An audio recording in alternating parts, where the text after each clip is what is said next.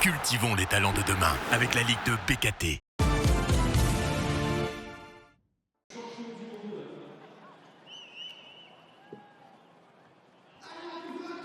S'inspirer de son champion, Dunkerque a honoré son jeune ailier Guessim Yassine, tout juste vainqueur de la Coupe du Monde U20 avec le Maroc, avant la réception du Red Star. Le dauphin du championnat, invaincu à l'extérieur, veut profiter de jouer le 11e pour mettre la pression sur le leader troyen. Dunkerque veut enchaîner de son côté après son succès 3-0 sur la pelouse de Pau. C'est l'USLD qui va exploiter une première brèche dans la défense francilienne. Marco Essimi déborde sur le côté droit, centre fort. Dylan Durivo est contraint de dévier le ballon dans ses propres filets. Puis c'est la confusion, l'arbitre annule le but. Son adjoint lui signale une position de hors-jeu. Avant de finalement décider de valider l'ouverture du score pour les Dunkerquois. Troisième but concédé à l'extérieur par le Red Star cette saison.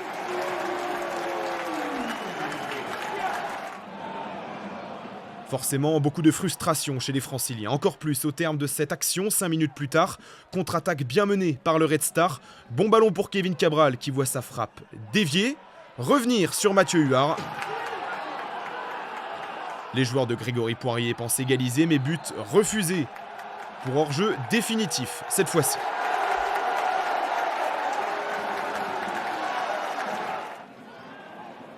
Dunkerque repart à l'offensive. Geoffrey Kondo porte son ballon, se heurte à la défense, mais le ballon revient sur Aristide Zossou. Frappe enroulée, parade main opposée de Gaëtan Poussin. Magnifique envolée de l'ancien gardien bordelais qui évite à son équipe de concéder le break. Il faut attendre la demi-heure de jeu pour voir le Red Star se montrer à nouveau dangereux. Ben Ali parvient à décaler un bon ballon pour Kemo Cissé. Frappe cadrée, mais dans les gants de Mathis Niflor.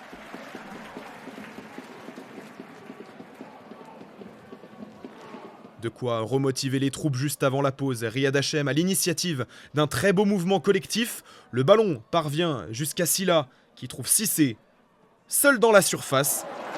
Nouvelle parade de grande classe pour Mathis Niflor. Très beau réflexe du gardien de l'USLD qui permet à Dunkerque de rentrer au vestiaire avec un but d'avance.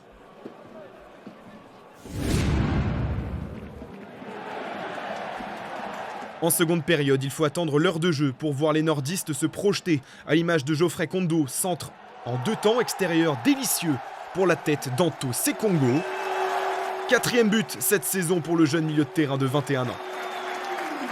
Un ballon trop facilement emmené sur le côté gauche et un centre magnifique, demi-volée, pour trouver le Malien.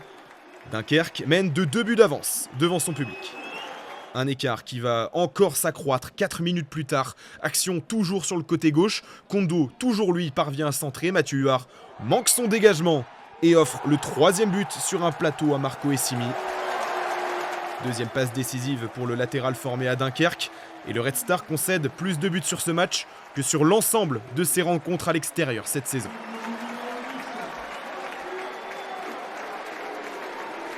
Dernier frisson en fin de match, nouveau ballon mal négocié par la défense francilienne. Aristide Zossou se présente seul face à Gaëtan Poussin mais manque son face-à-face. L'attaquant malien ne parvient pas à trouver le cadre. Le score en restera là. Lourde défaite pour les Franciliens dans le Nord qui s'inclinent 3-0 et laisse à Saint-Etienne la seconde place du championnat à égalité de points. 2e victoire consécutive pour Dunkerque, désormais 8e au classement, avant de jouer Reims 5e à seulement 3 points samedi prochain.